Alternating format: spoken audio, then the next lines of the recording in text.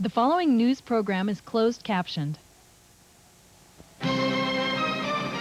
With the day's top stories from around the region, this is Northwest Weekend.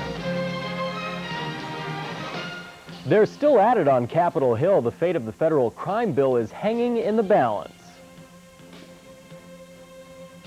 And a man police say assaults women is still at large in the Tri-Cities tonight. Welcome to Northwest Weekend. Police are still searching for the man they say assaulted 3 women in the last week. Good evening, I'm Roland Beres. Thanks for joining us. Good evening. No more attacks have been reported in Kennewick, but residents all over are taking precautions. Warning signs are posted at apartment buildings, and homeowners are locking their doors and windows, even when they're home.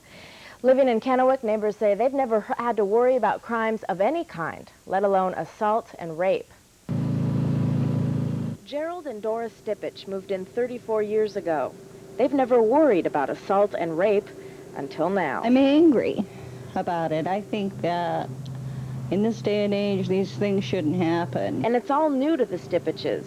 The assailant has not been here, but he's changed the way they live. Never paid too much about locking the house or anything. The garage has always been left open. After all this is happening around here, we keep everything locked up pretty good. It's so disgusting to think that you can't, we live in America, and yet you live behind closed doors. The couple says the description of the attacker won't do much good. Gerald Stipich says too many people are of average height and weight, and anyone could wear a flannel shirt and mask. If a guy had an idea of what he might look like, you know, you're going to judge accordingly. But now you just, everybody that goes by, you wonder if that's him. That person is aware that the public knows that he was wearing a flannel shirt this time of the year. So if he has any smarts at all, he's not going to be wearing a flannel shirt and giving himself away. You know, it used to be bad at night, but now during the day, you never know when you're sick. Doris Stipich has considered that and what she would do if the man broke in. I'd have to find a way to get into a room other than the bathroom without a phone and lock a door and call 911. I mean, what other choice would you have? There is one choice, still up to the Stipiches, and they choose to stay here, even if the attacks continue and he's never caught. Police say there are no new developments in the case today, but they have received several calls in the last few days they believe could help them crack the case, so they're hopeful. Well, that's good news. And crime is high on the minds of another group of people far away, actually. Congress is facing a long night as Democrats try to save the president's crime bill. $3 billion in cuts have been made, but a vote is not likely until at least midnight. ABC's Vic Ratner has the story. The last place House members wanted to be on a steamy August Saturday was at work, but there they were, waiting, as White House Chief of Staff Leon Panetta came to the Capitol for a second day to ramrod crime bill negotiations, and Democratic leaders met behind closed doors with top Republicans to cut billions from the crime bill and toughen its language in a number of areas. Speaker Tom Foley still hopes the House can vote on a new crime bill tonight. I think the sense is that good progress is being made. There is no conclusive result yet. But Republican Whip Newt Gingrich is playing hardball. This is clearly not a done deal, is it? No, it is not a done deal. I think the odds are at least even money will go home tonight without a bill. Morning, sir. You going to get the crime bill today? President Clinton is counting on quick congressional action. In his radio address today, the president talked about the negotiations with Republicans as a beginning of a new style of cooperation. Let today mark the beginning of a determined effort on the part of all of us to work in good faith across party lines. If the House passes the bill tonight or tomorrow, the Senate will take up the measure next week. Vic Ratner, ABC News at the Capitol.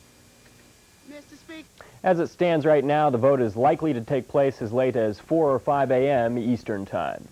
Back in the Northwest, they're still building fire lines in central Washington, but firefighters say homes are no longer in danger. They've made more progress in the last few days because of the weather. Mild weather and humidity are helping firefighters contain the Tyee Creek and Leavenworth fires. Highs tomorrow are expected in the low 80s. The Tyee Creek fire has so far burned 127,000 acres near Eniat. The 2,300 firefighters there hope to have it contained by Wednesday.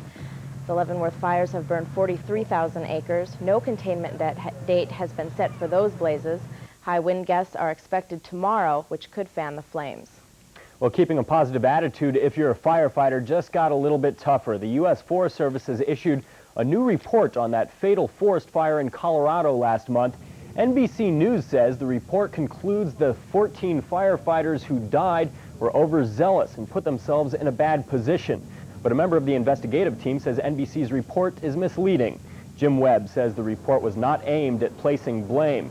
He does say that judgment errors were made, but that it's not appropriate to single out a scapegoat. 9 of the 14 firefighters killed in that blaze were from a hotshot crew in Oregon. The crew of a B-52 bomber that crashed at Fairchild Air Force Base 2 months ago was apparently practicing for an upcoming air show. Earlier, the Air Force had reported the plane was practicing takeoffs and landings. But the Spokesman Review reports the plane's flight plan shows the B-52 was practicing air show maneuvers. The documents were obtained under the Freedom of Information Act. Now, despite the discrepancies, base spokeswoman Sergeant Sue Connard says there was no effort to mislead the public after the crash. One of the Northwest's most influential scientists has died. When Northwest Weekend continues, a look at the life of Linus Pauling. And what inspectors learned about that accident at the Kingdome. The latest in just a moment.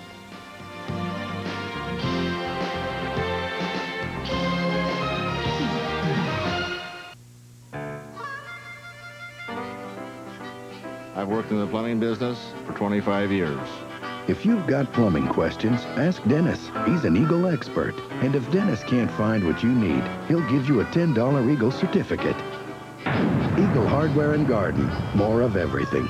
If you're looking for a new shower, Eagle is the place to go. Choose from our huge selection of Lasco shower stalls in a variety of colors and styles. See them today at Eagle. Nobody beats Eagle prices. Nobody. Where is the one and only place you can get treats like these? Dairy Queen.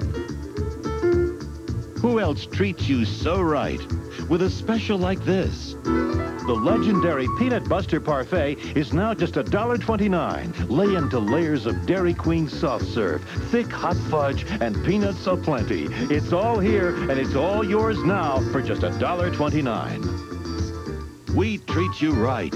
Dairy Queen. In the city of Metropolis, Superman. Not bad for a mild-mannered reporter. live 2 people made for each other. Hot date? Uh-huh. With who? Superman. Only one of them doesn't know it. What are you doing here? Barn dance let out early? It's the first love triangle. You know, Lois, it must be tough being right all the time. Yes, it is. Just for 2. Ever since he held me in his arms, there's something between us. This Superman guy has really pushed their buttons. Lois and Clark, Sundays.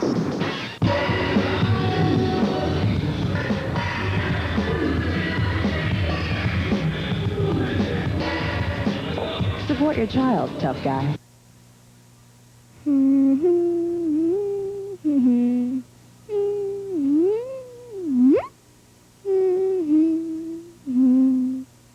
Thanks, Mom. Child support pays. Call 1-800-441-0859. Investigators are working through the weekend to find the cause of that fatal crane collapse in the Kingdome. 2 crane specialists from New York arrived yesterday to help the investigation.